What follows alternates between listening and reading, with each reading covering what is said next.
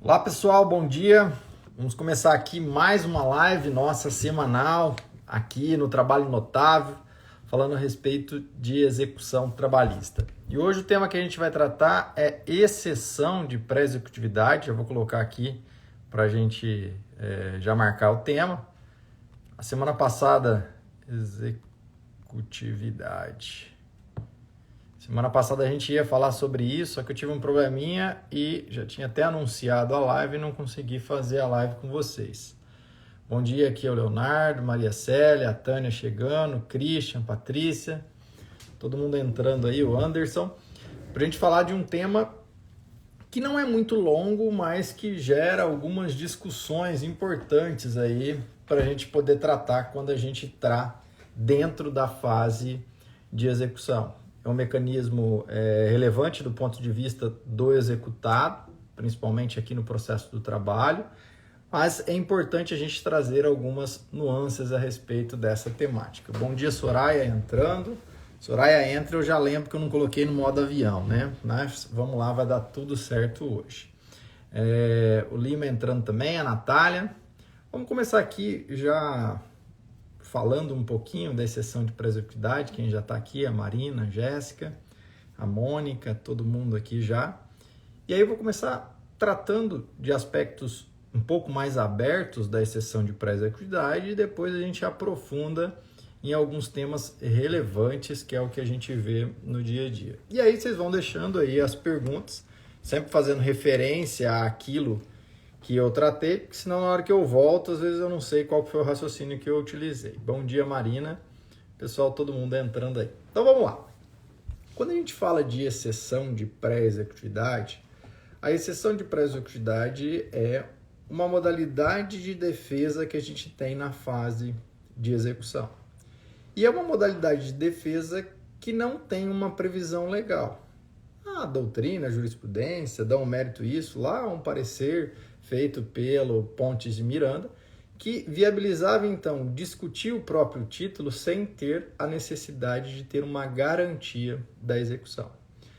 E hoje é interessante a gente destacar que lá no processo civil já se questiona se a gente tem utilidade ou não da exceção de pré-executividade. Porque quem atua aqui na área trabalhista e lá na área civil, sabe que na área civil hoje é possível você apresentar defesa sem ter a necessidade da garantia do juízo. Mas aqui para nós não. Aqui para nós continua tendo muita relevância a exceção de pré-executividade, porque aqui as modalidades de defesa, ou a principal modalidade de defesa que nós temos do executado, que são os embargos de execução, vem depois da garantia do juízo. Então, continua tendo uma relevância muito grande aqui no processo do trabalho a exceção de pré-executividade, já que ela permite que eu possa apresentar uma defesa sem a necessidade da garantia do juízo.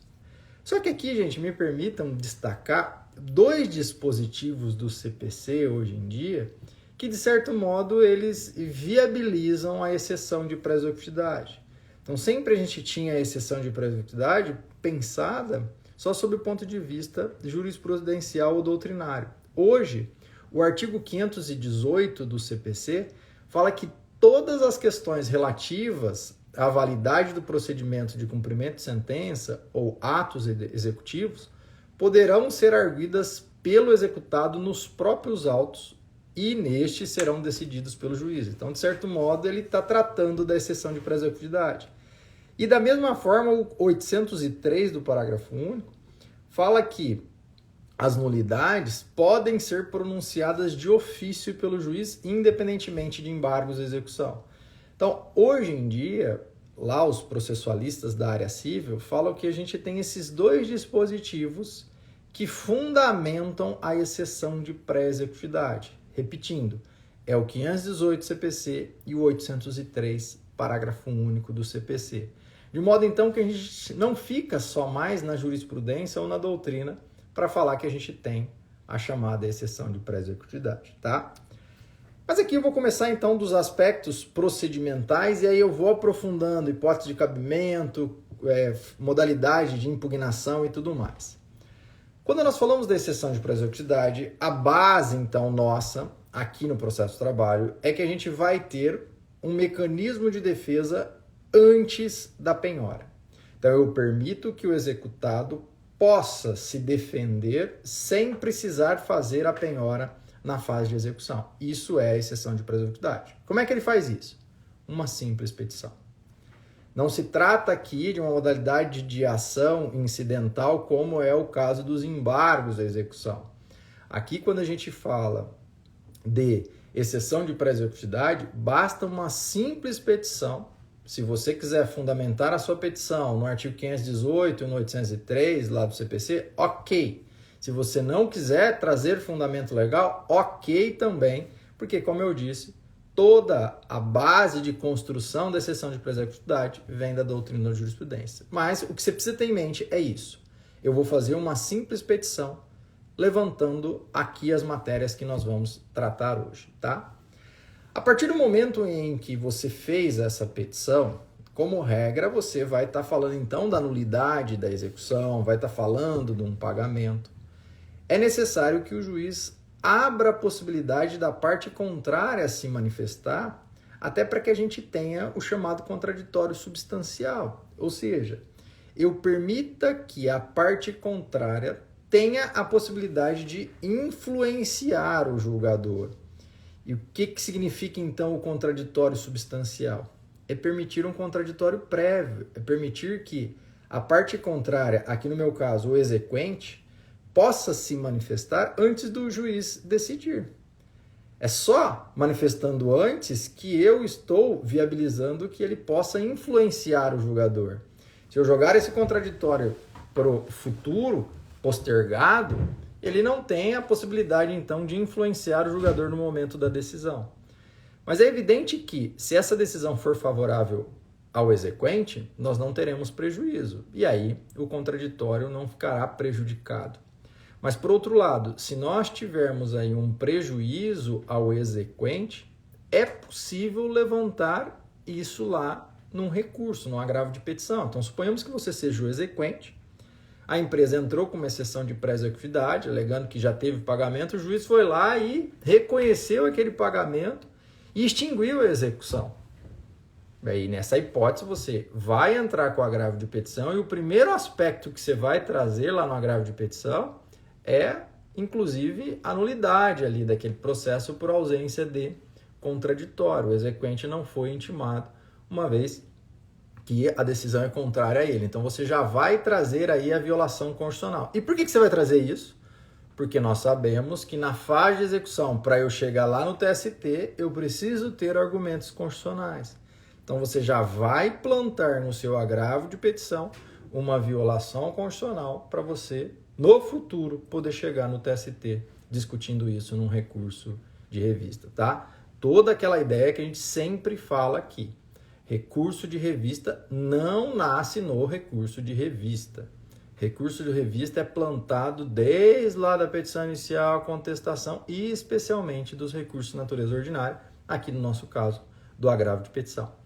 E falando em recurso de revista, gente, hoje à noite eu vou fazer uma live especial só para falar de recurso de revista. Eu vou falar dos 5 principais erros aí do recurso de revista. E vou convidar vocês para uma imersão que eu vou fazer no sábado, 3h30, só tratando de recurso de revista na prática, trazendo aí o recurso de revista na prática. Fechado aqui o parênteses, vamos voltar então aqui na nossa exceção de pré-executividade. Apresentada a exceção de pré-executividade, fiz uma petição e estabeleceu-se o contraditório. A exceção de pré-executividade, gente, por ela não ter ali um fundamento propriamente dito legal, embora a gente tenha esses dois dispositivos, é amplamente majoritário que a exceção de pré-executividade não suspende a execução. Então, a exceção de pré-executividade ela vai prosseguir com a execução. Excepcionalmente, tem-se admitido lá um pedido de dano irreparável, que aí você pode pedir a suspensão da execução. Do contrário, você não consegue. O pessoal está perguntando da live de hoje. Hoje é 8 horas da noite. Eu vou fazer essa live lá no meu perfil, tá?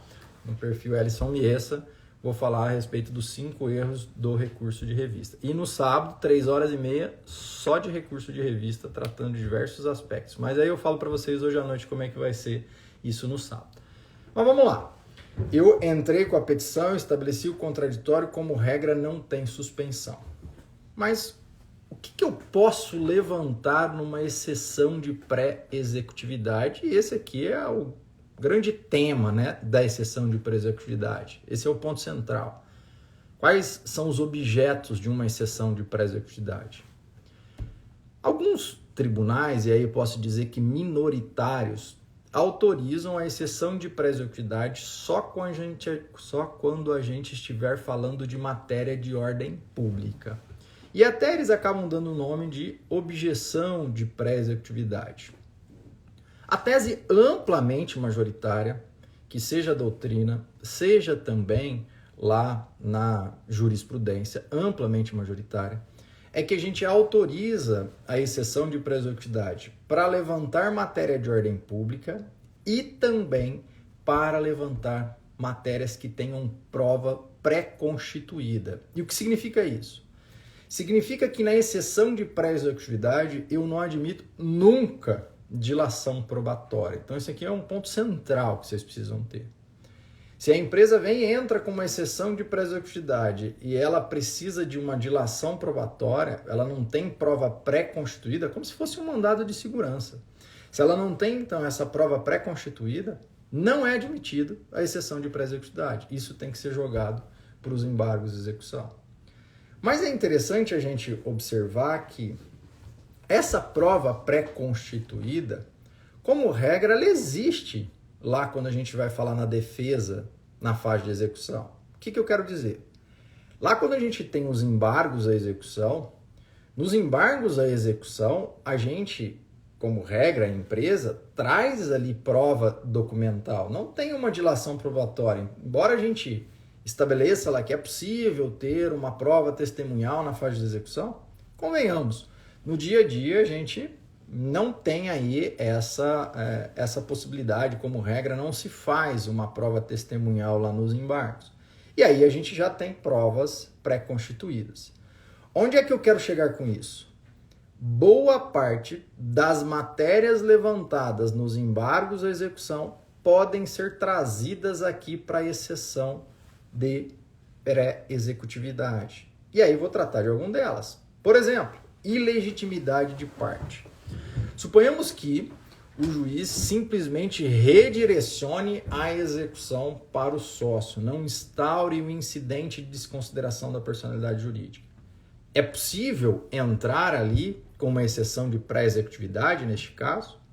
A jurisprudência do TST é pacífica no sentido de que é possível que essa exceção de pré-executividade, repito, quando não for instaurado o incidente de desconsideração da personalidade jurídica. Porque hoje em dia, com o CPC de 2015 e com a reforma trabalhista, obrigatoriamente, para que eu possa atingir o sócio, a gente sabe que eu preciso do incidente de desconsideração da personalidade jurídica. Quando o juiz simplesmente redireciona, o TST entende que a gente tem violação do devido processo legal e do contraditório. E aí é plenamente possível você levantar isso numa exceção de pré-executividade lá na fase de execução. Um outro tema, e esse gera um pouquinho mais de discussão, é a nulidade de citação. A nulidade de citação, como ela gera um vício aqui na própria validade do processo, especialmente em relação ao réu, a gente tem algumas discussões quando é que eu posso levantar essa nulidade de citação e qual citação eu estaria falando. Por quê? Porque no processo do trabalho, a gente tem a citação lá na fase de conhecimento e boa parte entende que eu tenho também citação aqui na fase de execução. E lá no processo do trabalho, ou aqui no processo do trabalho, perdão, a gente tem uma particularidade que o processo civil não tem, que é qual? O réu revel, embora o efeito processual da revelia seja tocar o processo sem a necessidade de intimação do réu revel, aqui no processo do trabalho, o artigo 852 fala que o réu revel será intimado da sentença pela via postal, tal como ocorre lá no artigo 841. Ou seja, aqui no processo do trabalho, este efeito processual existe, quero dizer, A gente segue o processo sem a necessidade de intimações do réu revel, salvo quanto à sentença. E qual a relevância disso? A relevância é que, a partir do momento em que eu intimo o réu revel da sentença, o meio de discussão da nulidade da citação é no recurso ordinário e não na fase de execução.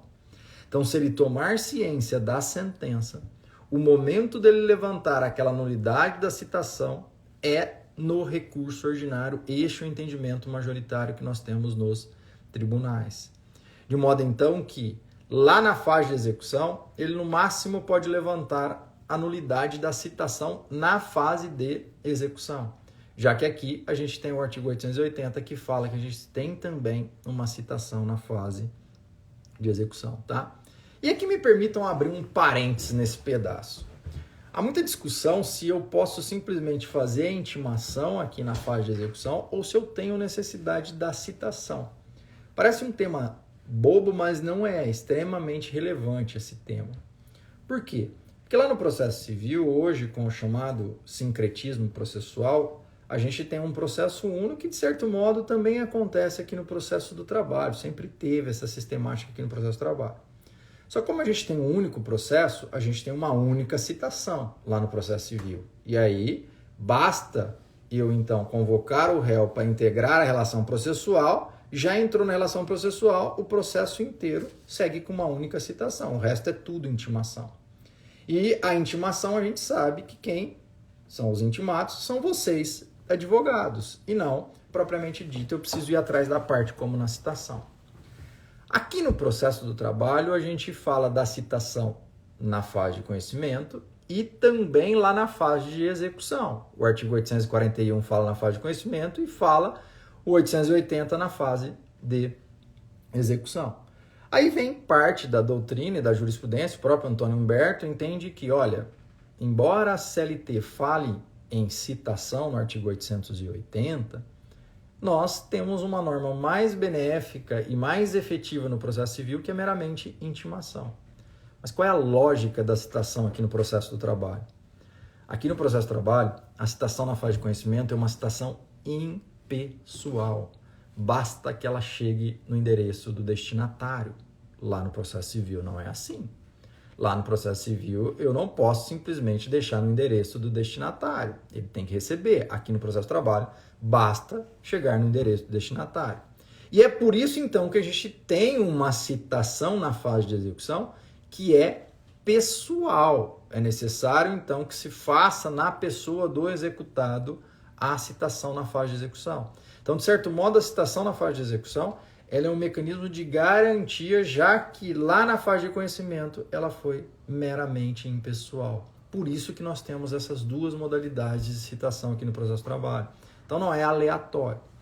Eu tenho que reconhecer que agora, a partir do momento em que a gente tiver a mudança da sistemática das citações por meio eletrônicos, que veio agora no CPC de 2015, se for aplicado ao processo de trabalho, as citações eletrônicas elas são consideradas pessoais. E a partir do momento em que eu tiver uma citação pessoal no processo de trabalho, na fase de conhecimento, aí passa a ser desnecessária a citação pessoal na fase de execução. E aí eu vou defender a mera intimação, tá bom? Fechei o parênteses, vamos voltar aqui no que a gente estava tratando. Um outro tema que eu posso levantar na exceção de pré-executividade é quando eu tenho um excesso de execução. Só que aqui tem que ser um excesso evidente. O TST, especialmente o STJ, entende que só quando eu tenho claramente um excesso, não preciso fazer análise de cálculo e nada, é pré-constituído, eu tenho a possibilidade de trazer na exceção de pré-executividade esse excesso de execução, tá? Um outro ponto é a inexigibilidade do título. E aqui nessa inexigibilidade do título entra muita discussão as ADIs do STF, né? Porque a partir do momento que eu tenho, por exemplo, uma decisão do STF falando que não pode mais aplicar o IPCAE. E aí vem o juiz e aplica o IPCAE e transita em julgado aquela decisão, ou seja, é posterior à decisão do STF. Eu tenho a possibilidade de discutir essa matéria na fase de execução. Essa matéria é uma inexigibilidade de título, matéria de ordem pública, de modo então que eu posso trazer isso na própria exceção de pré-executividade, tá? Um outro tema que é possível trazer na exceção de pré-executividade é a prescrição intercorrente. Então, é possível trazer a prescrição intercorrente para a exceção de pré-executividade. Ah, mas aí gera uma discussão se eu aplico ou não o Código de Processo Civil. Isso é matéria de direito, plenamente julgado ali na exceção de pré-executividade. A única diferença é que eu preciso estabelecer o contraditório. Eu tenho que concordar com vocês, e muitos devem estar pensando isso. Olha, toda vez que eu entro com exceção de pré-executividade, o juiz rejeita e joga para os embargos. Concordo com vocês. A maioria dos juízes faz isso. Como se trata de uma matéria mais complexa, eles jogam essa matéria para os embargos na execução. Mas isso nada impede de você já ter discutido isso na exceção de pré-executividade, já que se trata de matéria de ordem pública ou de prova documental pré-constituída, matéria pré-constituída, como é o caso da própria prescrição intercorrente. Um outro aspecto é o pagamento. Se foi feito o pagamento a gente não nega que é uma matéria que a própria parte tem que levantar. Não se trata aí de uma matéria de ordem pública. Mas a partir do momento em que eu já fiz o pagamento, aquele título ele deixa de ser exigível, porque não tem mais exigibilidade a algo que já foi pago. E aí a gente reconhece a matéria de ordem pública e até o não enriquecimento sem causa. É o que acontece lá na dedução, que a gente autoriza a qualquer tempo ao grau de jurisdição. É por isso que aqui na fase de execução, se a parte fez o pagamento, eu não preciso esperar lá uma penhora para o juiz estar seguindo a execução e você já fez o pagamento. Traz essa matéria numa exceção de pré-executividade, que aí a gente pode discutir isso na exceção de pré-executividade, tá? Um outro pontinho relevante que vale a pena a gente destacar quando vai falar de exceção de pré-executividade. Qual é o momento que eu posso entrar com uma exceção de pré-executividade? Primeira coisa, a gente já tem que ter lá, já está na fase de execução. Então, eu tenho que estar na fase de execução, tenho que ter tido uma decisão de liquidação já, e já está indo para a fase de execução. Antes disso, não tem, então, ali uma possibilidade de entrar com uma exceção de pré-executividade. Então, a partir do momento em que eu tenho a decisão de liquidação, eu já abro essa possibilidade de ter a exceção de pré-executividade. Então, posso dizer que o momento inicial é a partir da decisão de liquidação, que é quando a gente abre a porta para a fase de execução, tá? Então, esse é o momento inicial. E o momento final? Até onde, até que momento eu posso entrar com a exceção de pré-executividade? Alguns entendem, e aqui eu posso te dizer que isso daí tem majoritário, mas aqui eu vou trazer como 50-50, dando um pouquinho a mais para a segunda tese. Uma primeira tese vem e diz o seguinte: olha, eu posso apresentar a qualquer tempo, desde que não esteja dentro do prazo de 5 dias dos embargos. Não entendi, professor. Então lá, iniciou a execução, antes da penhora, eu posso entrar com exceção de pré-executividade. E após a penhora, posso ou não entrar com exceção de pré-executividade? Alguns dizem que sim. Só no prazo de 5 dias que eu tenho o meio próprio, os embargos de execução. Então ali, eu fui citado ali, intimado da penhora, abri o meu prazo dos 5 dias para apresentar os embargos, aí não cabe exceção de pré-executividade neste período. Mas e se ultrapassar? Eu não posso trazer uma matéria de ordem pública? Se eu já fiz o pagamento, se tem um excesso de execução, se eu tenho lá uma ilegitimidade às vezes, eu perdi o prazo dos embargos, eu posso trazer isso em exceção de pré-executividade? Tem uma tese que admite isso, especialmente nessas matérias de ordem pública, já que a matéria de ordem pública pode ser levantada a qualquer tempo ou grau de jurisdição. Mas eu tenho que reconhecer que tem prevalecido, ainda que não um modo totalmente destacado, mas tem prevalecido o seguinte: eu só admito a exceção de pré-executividade até a penhora. A partir do momento em que eu tenho a penhora, eu passo a ter um mecanismo próprio de defesa, que são os embargos de execução, não admitiria mais a exceção de pré-executividade. Ainda que seja matéria de ordem pública, eu não poderia levantar isso depois do prazo de 5 dias, tá? Então, essa tese que, de certo modo, tem predominado, e a gente fica em resumo, com a seguinte sistemática: eu autorizo a exceção de pré-executividade do início da execução, ou seja, após a decisão de liquidação, até a penhora, tá? Um outro ponto que nós também não podemos deixar de destacar é a respeito da recorribilidade da decisão na exceção de pré-executividade. E quanto à recorribilidade, a tese amplamente majoritária, e aqui eu tenho que ficar falando de tese, gente, me permitam, porque se trata de uma matéria muito doutrinária, ela é criada pela doutrina e pela jurisprudência, a exceção de pré-executividade. Então ela é casuística. Nós não temos regramento próprio na CLT e muito menos no CPC a respeito da recorribilidade e tudo mais. Então é por isso que é casuística. O entendimento amplamente majoritário é o seguinte: quando eu tenho uma exceção de pré-executividade e eu tive a rejeição dessa exceção ou eu tive o acolhimento parcial, a execução vai continuar. Como a execução vai continuar, não cabe recurso imediatamente.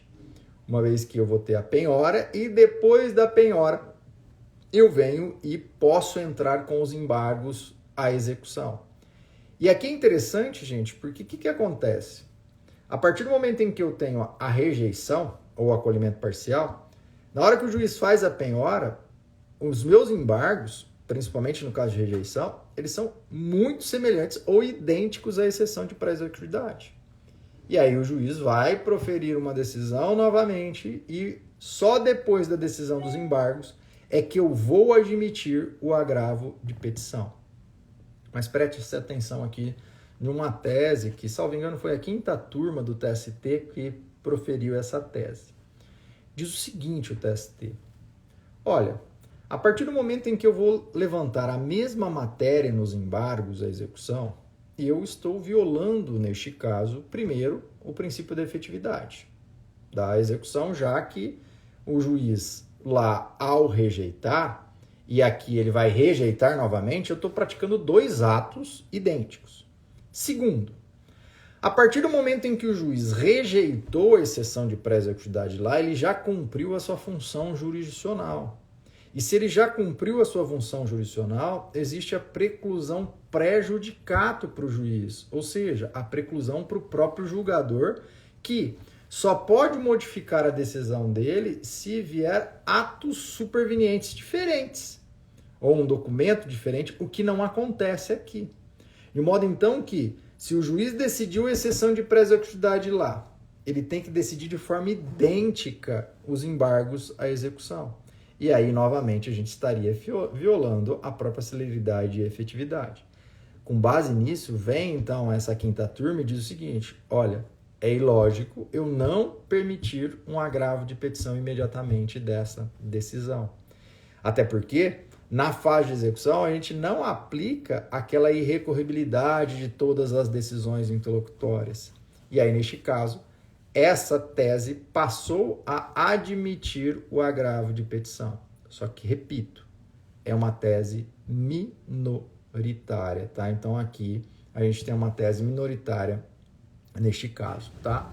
E um outro caso que a gente tem é até aqui uma decisão recentíssima, uma decisão agora do dia 29 de abril, do ministro Balazeiro, né, que veio do MPT. Ele autorizou um mandado de segurança de uma decisão que redirecionou a execução para um sócio. A empresa entrou com uma exceção de pré-executividade, o juiz não acolheu a exceção de pré-executividade e ia fazer a penhora. O que a empresa fez? Ao invés de entrar com agravo de petição da decisão que rejeitou a exceção de pré-executividade, entrou com mandado de segurança. E por que foi admitido este mandado de segurança? Porque o TST entende que cabe mandado de segurança quando a gente tem uma violação gritante da legislação. E aqui, neste caso, é pacífico no TST que a gente precisa instaurar um incidente de desconsideração da personalidade jurídica para atingir o sócio. E a partir do momento, então, que eu direcionei a execução para o sócio sem instaurar um incidente, eu estou tendo uma violação evidente do artigo 855-A da CLT e do princípio do contraditório. Foi por isso, então, que foi admitido o mandado de segurança e determinou-se que se instaurasse um incidente lá na fase de execução. Ou seja, a regra é que não cabe recurso, mas nós já vimos que a quinta turma admitiu o agravo de petição e agora o próprio ministro Balazeiro admitiu um mandado de segurança quando não tem uma instauração do incidente de desconsideração da personalidade jurídica, tá? E quando eu tenho o acolhimento da exceção de pré-executividade? Quando eu tenho o acolhimento, então lá, falei de prescrição, falei de nulidade, falei de legitimidade, tive o acolhimento total. O que acontece nessa hipótese? Nessa hipótese, eu acabo com a execução. Se eu acabei com a execução, nós já estudamos que a decisão que finaliza uma fase e extingue o processo com resolução do mérito é o quê? É sentença. Toda sentença é impugnável. E aqui é o caso. Impugna-se por meio de agravo de petição. Em resumo, quando eu estiver falando de uma exceção de pré-executividade que é rejeitada ou acolhida parcialmente, a tese majoritária é que não cabe recurso imediatamente. Por outro lado, se eu acolher a exceção de pré-executividade, vai caber o agravo de petição imediatamente. No primeiro caso, nós já falamos que existem algumas exceções, alguns autorizam o mandado de segurança, quando for ali a ausência de instauração de incidente de desconsideração da personalidade jurídica, ou até mesmo um agravo de petição imediatamente com esse fundamento na preclusão pro judicato, já que o juiz já decidiu aquela matéria, tá? E aqui agora eu vou responder alguns questionamentos, mas vou novamente convidar vocês, o pessoal estava perguntando aqui, o meu Instagram é Ellison Miessa, e hoje à noite eu vou falar dos 5 principais erros do recurso de revista, tratando lá com vocês, e convidando vocês para uma imersão que nós vamos fazer no sábado, 3h30, falando só de recurso de revista, tá? Então, hoje à noite, lá no meu Instagram, às 20 horas. Vamos aqui, então, ver aqui os questionamentos de vocês. Vamos lá. Aqui o primeiro, deixa eu achar aqui o primeiro questionamento. A Letícia perguntou da hora da live, é hoje às 20 horas, né? Nos intervalos, parará... Aí a Soraya está falando que realmente está tendo congresso do LGPD, né? Semana do trabalho, a gente tem bastante coisa do trabalho, né? Estou com vários processos trabalhistas em fase de execução. E já fiz de tudo pedido para não arquivar. Porém, não sei mais o que requerer. Aqui a Marilza está desesperada na fase de execução, né? Marilza, isso daqui... Quando a gente vai falar, e aqui até fugindo um pouquinho, né, da sistemática, na fase de execução, um dos pontos centrais que a gente tem que estudar, e eu tenho me especializado bastante nisso, tenho me dedicado a isso, são as ferramentas de investigação patrimonial. E nas ferramentas de investigação patrimonial, cada vez que você vai estudando elas de forma mais profunda e vai usando elas de forma mais profunda, você começa a ver que hoje em dia tudo é rastreável. E especialmente algumas ferramentas importantes, por exemplo, o CCS, que você consegue encontrar procurações em nome de um determinado sujeito nos bancos. Então lá você vai ver toda a sistemática que você tem de relacionamento de uma determinada pessoa com o banco. Então suponhamos que o sócio da empresa seja o João, mas aí você pede o CCS para o juiz. E lá, na hora que ele traz o CCS, você vê que quem representa a empresa lá no Banco Bradesco é o Paulo. E você vê que é ele que faz essas movimentações. Nesse caso, você gera um indício muito forte de que há um sócio de fato aí, que é o Jorge. E aí você consegue instaurar um incidente de desconsideração da personalidade jurídica em face dessa outra pessoa. Então, assim, nós temos... O Sensec, por exemplo, te traz procurações públicas em nome de outras pessoas, não é nem no banco. Então lá, a pessoa... E isso acontece muito com sócio retirante, eu tenho visto isso muito com sócio retirante. Então lá, o artigo 10A da CLT fala, olha, o sócio retirante responde até 2 anos da haver da ação. Depende. Não se contente com esse dispositivo. Porque a partir do momento em que você pede ali, por exemplo, um CCS, e você vê que aquele sócio retirante ele saiu faz 8 anos, mas ele ainda representa, ele movimenta a conta bancária da empresa, Acabou aquela história de aplicar o 10A. Você vai para o parágrafo único, é fraude. E aí, responsabilidade solidária, você vai pegar lá aquele sócio retirante. Do mesmo modo, se tiver uma procuração em nome dele. Não adianta ele vir e levantar a matéria dos 2 anos se ele continua lá na frente da empresa. Você pode, então, incluir esse sócio retirante. Ou seja, você vai ampliando essa investigação, trazendo outras empresas. Eu tenho visto também, nessas investigações, que várias empresas controlam outras e você, nessas investigações, você consegue ir encontrando essas outras empresas. Então, procure aí aprofundar nessa temática que você consegue aí tentar salvar suas execuções. Quando um credor alega sucessão de empresa, mas não há sucessão, também caberia exceção de pré-executividade? Aqui, nessa sucessão de empresa, nós vamos ter que ter uma análise probatória maior. Nem sempre a gente tem provas pré-constituídas, ou até ali, quando a gente tem provas pré-constituídas, você precisa ter uma análise probatória maior. Então, ficaria um pouco mais difícil a gente falar em exceção de pré-executividade. Só que se você quiser levantar isso, na sucessão de empresas, o que acontece? A sucessora, se for legítima a sucessão, é a sucessora que responde. Então, ela leva tanto o ônus como o bônus. A partir do momento que é a sucessora que responde, se você estava com a antecessora, ela pode levantar a legitimidade dela. E aí, seria uma matéria de legitimidade de parte. Teoricamente, ela pode trazer em exceção de pré-executividade, tá? Um outro tema aqui, vamos ver. O juiz de ofício pode julgar procedente exceção de pré-executividade com exclusão do recipiente do polo passivo da execução? Cabe honorários? Julgar procedente a exceção. Maria, eu não entendi aqui como é que ele julga de ofício, se entrou com a exceção de pré-executividade. Você quer dizer ele julgou de plano, né? A pessoa entrou com uma exceção de pré-executividade e aí o juiz veio e acolheu a tese dele e tirou lá do polo passivo da execução aquela empresa, por exemplo, ou um sujeito. É possível, porque nós estamos falando aqui de matéria de ordem pública, mas eu disse a vocês que é necessário que se tenha o estabelecimento do contraditório, uma vez que o próprio artigo 9º do CPC fala que mesmo sendo matéria de ordem pública, eu preciso estabelecer o contraditório substancial. Se assim não o fizer, vai ser possível que a parte contrária entre com recurso e discuta essa violação do contraditório. Cabe honorários advocatícios na exceção de pré-executividade? A tese amplamente majoritária é que não cabe honorários advocatícios na exceção de pré-executividade, já que a CLT ela foi bem mais restritiva a esses aspectos honorários advocatícios e deixou lá para a fase de conhecimento, tá? Tem se admitido em alguns casos nos embargos à execução, mas excepcionalmente também uma tese ainda minoritária. Na fase de execução não tem se admitido honorários advocatícios aqui no processo do trabalho, tá? O Lauro aqui, falando da live excelente. Obrigado, Lauro. Vamos lá.